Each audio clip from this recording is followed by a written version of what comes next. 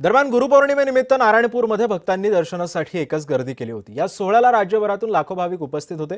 या पार्श्वभूमीवरती भाविकांची गैरसोय होऊ नये म्हणून प्रशासन, पोलीस यंत्रणा आणि देवस्थान समितीने व्यापक नियोजन सुद्धा केले होते। पाणी पुरवठा, आरोग्य सेवा, वाहतूक नियंत्रण, विद्युत व्यवस्था, स्वच्छता आणि कायदा सुव्यवस्थेचा सविस्तर आढावा सुद्धा यावेळी घेण्यात आला।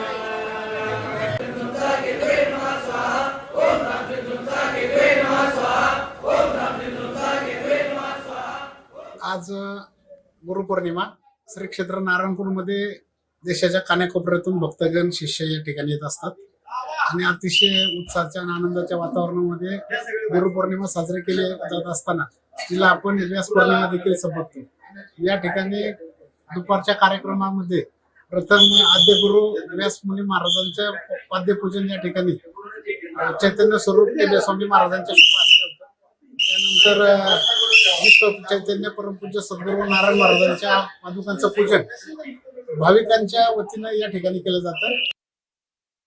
आज या ठिकाणी श्रद्धा, विश्वास, भाव म्हणजे श्री क्षेत्र नारायणपूर या गुरुपौर्णिमेनिमित्त संपूर्ण महाराष्ट्रातून नव्हे तर संपूर्ण महाराष्ट्राच्या बाहेरही सुद्धा भरपूर लोक येत आहेत।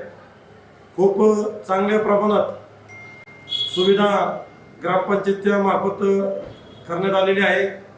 शासनाची पण सासवड नगरपालिका असेल, पंचायत समिती असेल, प्राण मॅडम असतील, तहसीलदार साहेब असतील, यांनी सर्वांनी अतिशय चांगल्या प्रकारे PWD असेल, सर्वांनी काम अतिशय चांगल्या प्रकारे केलेले आहे।